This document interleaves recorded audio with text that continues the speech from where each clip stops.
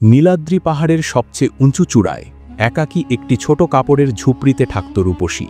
তার রূপ ছিল অসম্ভব সুন্দর, কিন্তু সে ছিল একেবারে একা। বহু বছর ধরে তার কাছে কোনো মানুষের আনাগোনা ছিল না। এক শান্ত বিকেলে রূপসী পাহাড়ের একদম প্রান্তে বসেছিল। হঠাৎ নিচে পায়ের আওয়াজ পেল। উঁকি দিয়ে দেখল, হাতে তেলের একটি ছোট শিশি নিয়ে এক বৃদ্ধ মালী ধীরে ধীরে পাহাড় বেয়ে উঠছেন। এতকাল পর কাউকে আসতে দেখে রূপসীর হৃদস্পন্দন হঠাৎ বেড়ে গেল। রূপসী উঁচু গলায় ডাকল, শুনুন, আপনি এদিকে আসুন। বৃদ্ধ মালী তার ডাক শুনে থমকে দাঁড়ালেন, তারপর ধীরে ধীরে চূড়ার দিকে উঠতে লাগলেন। রূপসী দ্রুত তার দিকে এগিয়ে গেল এবং বৃদ্ধ চূড়ায় পৌঁছানো মাত্রই তার হাত ধরে একটি নির্জন পাথরের দিকে টেনে নিয়ে যেতে লাগল। বৃদ্ধ মালী অবাক হয়ে জিজ্ঞেস করলেন, কোথায় নিয়ে যাচ্ছ আমাকে? আমার হাত কেন ধরেছ মা? রূপসী কোনো উত্তর দিল না, শুধু দৃঢ়ভাবে তার হাত ধরে রাখল। একটি উঁচু শান্ত পাথরের কাছে পৌঁছে রূপসী হালকা হেসে জিজ্ঞেস করল, তুমি কি আমার পায়ে মালিশ করে দিতে পারবে? বৃদ্ধ মালী ইতস্তত করলেন, আমি তো শুধু পুরুষদের মালিশ করি মা, তুমি তো একজন মেয়ে। রূপসী নাটকীয়ভাবে নিজের পা চেপে ধরে বসে পড়ল।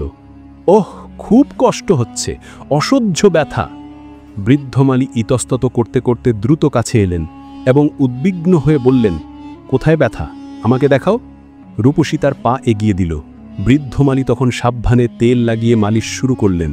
রূপসী চোখ বন্ধ করে এক গভীর শান্তির ছাপ অনুভব করল, যেন বহুদিনের অপেক্ষা আজ পূর্ণ হল। সন্ধ্যা গড়িয়ে রাত নামতে শুরু করলে বৃদ্ধ মালী নিচে নামতে চাইলেন, কিন্তু রূপসী তাকে থামিয়ে বলল, এত অন্ধকারে নিচে নামবেন না, আজ এখানেই থেকে যান। বৃদ্ধ মালী কিছুটা দ্বিধা নিয়ে রাজি হলেন। তারা রূপসীর ঝুপড়ির কাছে পৌঁছালেন। বৃদ্ধ মালী দেখলেন ঝুপড়িটি এত ছোট যে সেখানে শুধু একজনই শুতে পারে। রূপসী তখন হেসে বলল, তবে চিন্তা করবেন না, আমরা বাইরে পাথরের ওপরেই ঘুমাবো। সে একটি মাদুর পেতে বৃদ্ধ মালীকে বসতে বলল। এরপর কাঠ এনে আগুন জ্বালালো এবং দুটো ডিম সেদ্ধ করে বৃদ্ধের সামনে রাখল। বৃদ্ধ মালী বললেন, এসব করার কি দরকার ছিল? রূপসী স্নেহের সুরে বলল, খুব ঠান্ডা পড়েছে, এটা খেয়ে নিন, গায়ে জোর পাবেন। বৃদ্ধ মালী ডিম খেতে শুরু করলেন। তিনি জিজ্ঞেস করলেন, তুমি খাবে না? রূপসী রহস্যময়ভাবে উত্তর দিল, আমার ঠান্ডা লাগে না, এগুলো শুধু আপনার জন্যই। বৃদ্ধ মালী তার কথা বুঝতে পারলেন না, তবে দুটো ডিমই খেলেন। রাত গভীর হতেই তারা দুজনেই মাদুরে শুয়ে গভীর ঘুমে তলিয়ে গেলেন। পরদিন সকালে হালকা রোদ যখন পাহাড়ে ছড়িয়ে পড়ছে, তখনও বৃদ্ধ মালী গভীর ঘুমে। রূপসী চুপচাপ উঠে একটি উঁচু পাহাড়ের ওপর গিয়ে বসল। হঠাৎ সে তীব্র যন্ত্রণায় চিৎকার করে উঠল, আমার হাত মনে হচ্ছে যেন আগুন ধরে গেছে। তার চিৎকার শুনে বৃদ্ধ ধর্মর করে উঠে বসলেন। আতঙ্কিত হয়ে তার কাছে এসে হাঁটু গেড়ে বসলেন। কোথায় ব্যথা? দেখাও। রূপসী তার হাত এগিয়ে দিল। বৃদ্ধ মালী সাবধানে হাতটি স্পর্শ করলেন এবং তেল মালিশ করতে লাগলেন। রূপসী চোখ বন্ধ করে আবার এক অদ্ভুত শান্তিতে ডুবে গেল, যেন এক অন্য জগতে চলে গেছে। বৃদ্ধ মালী গম্ভীর কণ্ঠে বললেন, তোমার শরীরে এত লুকানো কষ্ট কেন? দেখে মনে হচ্ছে বছরের পর বছর কেউ তোমার যত্ন নেয়নি। রূপসী নরম স্বরে বলল, এখনো পর্যন্ত তো নেয়নি, তবে তুমি চাইলে যত্ন নিতে পারো। এই কথা শুনে বৃদ্ধ মালী কিছুক্ষণের জন্য চুপ হয়ে গেলেন। তার চোখে এক ঝলক আলো দেখা গেল, যা ছিল খানিকটা অজানা দ্বিধার মতো। হঠাৎ রূপসী উঠে দ্রুত একটি বড় পাথরের আড়ালে চলে গেল। বৃদ্ধ মালী অবাক হয়ে পেছনে গেলেন এবং দেখলেন সে লুকিয়ে তাকে দেখছে। বৃদ্ধ মালী জিজ্ঞেস করলেন, এখানে কেন বসে আছো? রূপসী উত্তর দিল, এই জায়গাটা কত শান্ত, এখানে শুধু তুমি আর আমি। এরপর গম্ভীর হয়ে আবার জিজ্ঞেস করল, এবার বলো, তোমার ইচ্ছা কি? এখানেই থাকবে না ফিরে যাবে? বৃদ্ধ মালী কোনো উত্তর দিলেন না। দুজনের মাঝে এক মুহূর্তের গভীর নীরবতা নেমে এলো। এরপর রূপসী হেসে মুখে উঠে দাঁড়ালো, চলো, আজ আমি তোমাকে বিশেষ কিছু খাওয়াবো, তুমি আমার প্রথম অতিথি। তারা ঝুপড়িতে পৌঁছালো। রূপসী আগুন জ্বালিয়ে এবার মাংসের একটি ছোট্ট টুকরো রান্না করতে শুরু করল। বৃদ্ধ মালী অবাক হয়ে জিজ্ঞেস করলেন, এটা কোথা থেকে এলো? রূপসী হেসে বলল, তোমার আসার আগেও এখানে কেউ এসেছিল, কিন্তু এখন সে অনেক নিচে উপত্যকায়। বৃদ্ধ মালী তার কথা শুনে সামান্য চমকালেন, কিন্তু রহস্যটি নিয়ে আর কিছু বললেন না। খাবার তৈরি হলে দুজনে একসঙ্গে খেল। সন্ধ্যা নামল, ঠান্ডা বাতাস বইতে শুরু করল। রূপসী তার হাত ধরল এবং পাহাড়ের সেই উঁচু পাথরের দিকে নিয়ে গেল। সেখানে বসে রূপসী বলল, আজ তুমি আমার মাথা মালিশ করবে, খুব ব্যথা। বৃদ্ধ মালি কিছুক্ষণ ভাবলেন, তারপর বললেন, যদি এতে তুমি শান্তি পাও তবে আমি তোমার সব ব্যথা কমানোর চেষ্টা করব। তিনি ধীরে ধীরে রূপসীর মাথায় মালিশ করে দিলেন। রূপসী শান্ত হয়ে বসে রইল। এরপর তারা ঝুপড়ির কাছে ফিরে এলো। রূপসী কাঠ জড়ো করে বাইরে আগুন জ্বালালো। দুজনে পাশাপাশি বসল। রূপসী তার চোখে চোখ রেখে জিজ্ঞেস করল, তুমি কি একা? তোমার স্ত্রী কি নেই? বৃদ্ধ মালি কিছু বলতে যাবেন এমন সময় রূপসী হেসে বলল, চিন্তা করো না, আমি তো আছি তোমার জন্য। বৃদ্ধ মালি তার কথা শুনে কিছুক্ষণের জন্য স্তব্ধ হয়ে গেলেন, কিন্তু কোনো উত্তর দিলেন না। রাতে দুজনে আবার মাদুর পেতে পাহাড়ে ঘুমিয়ে পড়ল। সকালে আলো ফুটতেই রূপসী চুপিসারে পাশের একটি উঁচু পাহাড়ে চলে গেল, যেখানে পাথর দিয়ে তৈরি একটি গোল বেদি ছিল। সে সেটির ভেতরে বসে হাউমাউ করে কাঁদতে লাগল। কান্নার স্বরে রূপসী বিড়বিড় করল, এই রূপের কি লাভ, যা আমাকে শান্তি দিতে পারে না। এই যন্ত্রণা আর সহ্য হয় না। আগে যেমন ছিলাম সেটাই ভালো ছিল, অন্তত শান্তি তো ছিল। এদিকে বৃদ্ধ মালি জেগে উঠে তাকে না দেখে পাহাড়ে খোঁজা শুরু করলেন। দেখলেন রূপসী সেই গোল বেদির মধ্যে বসে আছে। বৃদ্ধ মালি ধীরে ধীরে কাছে এলেন। তার মুখে ছিল গভীর উদ্বেগ। বৃদ্ধ মালি জিজ্ঞেস করলেন, কি হয়েছে? এখানে কেন বসে আছো? রূপসী তাড়াতাড়ি চোখের জল মুছে বলল, কিছু না, এমনি এসেছিলাম, পায়ে একটু ব্যথা করছে। বৃদ্ধ মালি আলতো করে তার পা সোজা করলেন এবং তাকে ঝুপড়ির ভেতরে নিয়ে এলেন। ভেতরে এসে বৃদ্ধ মালি জিজ্ঞেস করলেন, এসব কি? তোমার রোজ ব্যথা হয় কেন? আর ওই পাহাড়ে কেন গিয়েছিলে?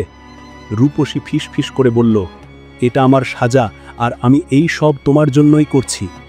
বৃদ্ধ মালি অবাক হলেন, আমার জন্য কিভাবে? রূপসীর চোখে এক গভীর রহস্যের চমক দেখা গেল, কিন্তু সে কিছু না বলে দ্রুত বাইরে বেরিয়ে গেল। দুপুরে রূপসী খাবার রান্না করল এবং দুজনে একসঙ্গে খেল। খাওয়া শেষ হলে নীরবতা নেমে এলো। বৃদ্ধ মালি বললেন, তুমি তো আজ একটু বেশিই খেয়ে নিলে। রূপসী হাসল, তোমার পাশে বসতে ভালো লাগে, মনে হয় তাই। বৃদ্ধ মালি বললেন, তুমি খুব অদ্ভুত, কোনোদিন না খেয়ে থাকো, আবার কোনোদিন মাংস রান্না করো। রূপসী হেসে উঠল, কখনো কখনো খিদে পেটে নয়, মনের তৃষ্ণা মেটাতে হয়। বৃদ্ধ মালি গম্ভীর হলেন, তোমার কথাগুলো বড় গোলমেলে, কি বলতে চাও তুমি? রূপসী নরম স্বরে বলল, এখন কিছু না, তবে আজ রাতেও এখানেই থাকবে তো? বৃদ্ধ মালি বললেন, তুমি রোজ একই কথা জিজ্ঞেস করো, তবুও আমি থাকি, তুমি চাও তাই থাকব। কিছু মুহূর্তের নীরবতার পর রূপসী বলল, এখন যেও না, চলে গেলে ব্যথাটা আবার ফিরে আসবে। বৃদ্ধ মালি জিজ্ঞেস করলেন, আজ আবার কোথায় ব্যথা? রূপসী ধীরে ধীরে উত্তর দিল, হৃদয়ে। বৃদ্ধ মালি বললেন, এটার তো আমার কাছে কোনো চিকিৎসা নেই।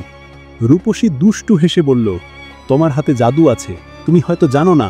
বৃদ্ধ মালি হেসে উঠলেন, তুমি কি আমার সাথে মজা করছো? রূপসী এবার শান্ত হলো, যদি মজা করতাম তাহলে তুমি এতক্ষণে আমার কাছ থেকে দূরে চলে যেতে। এরপর বলল, চলো, তোমাকে একটা জায়গা দেখাই।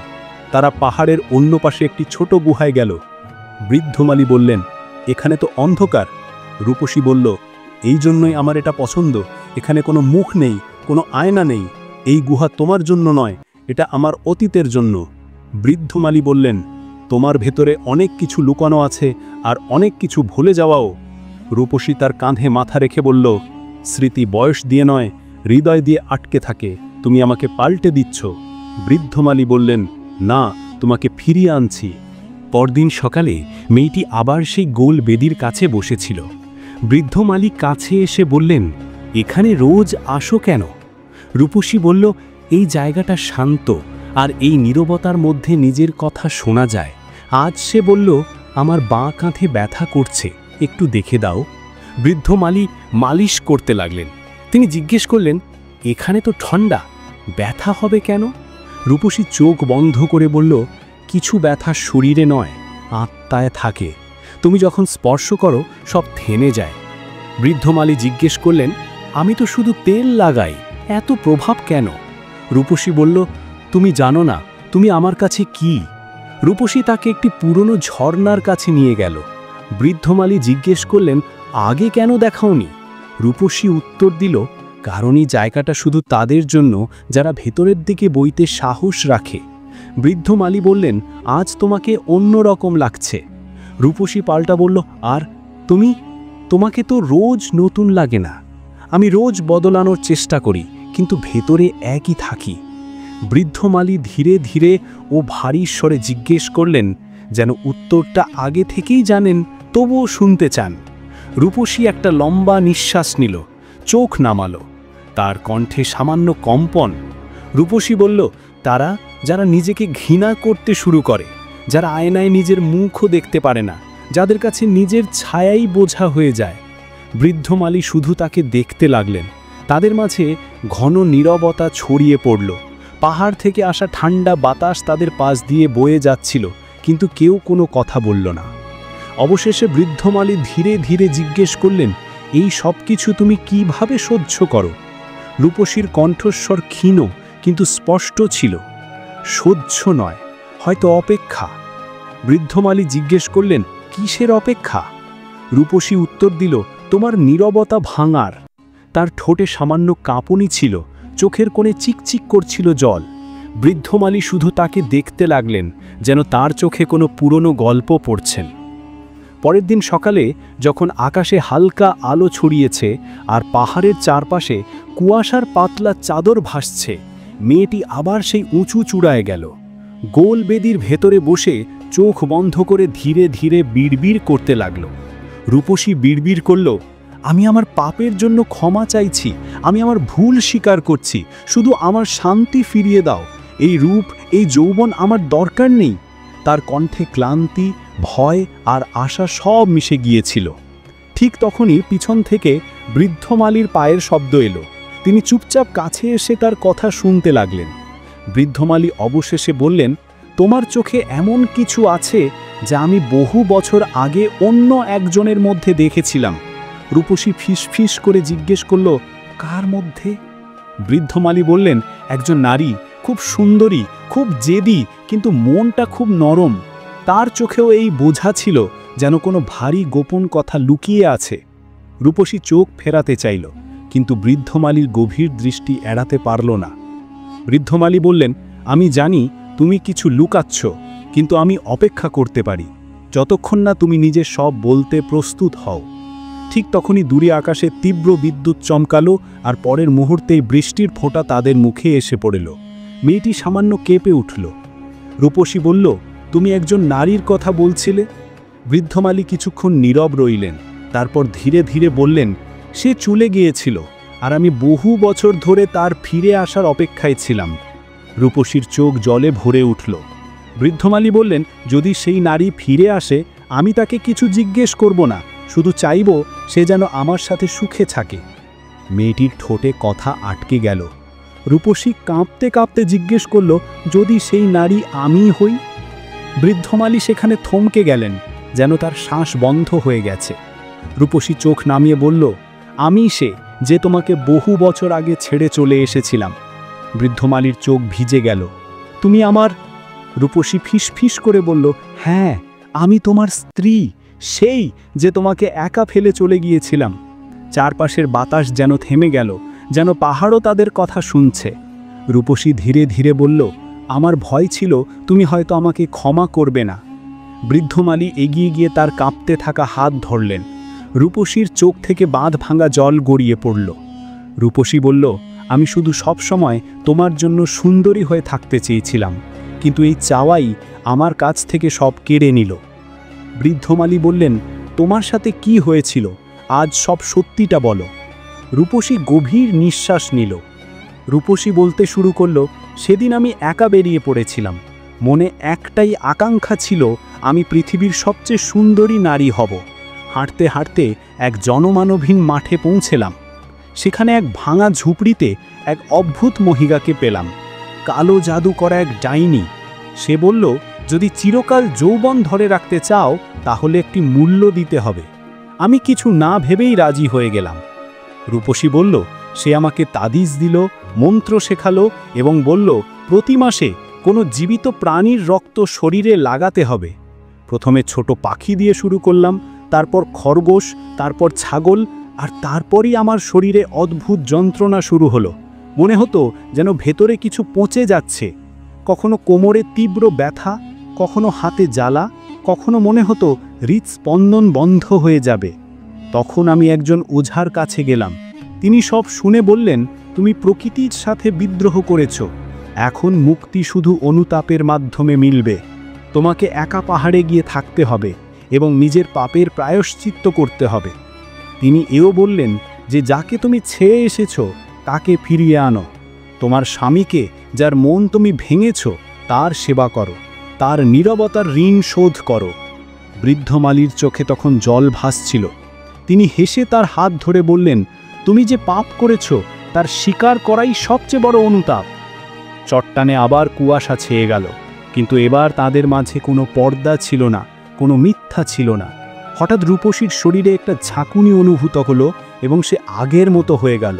খুব বেশি সুন্দরী বা রূপসী নয়, কিন্তু এবার তার মন ও শরীর দুজনেই শান্তি খুঁজে পেল।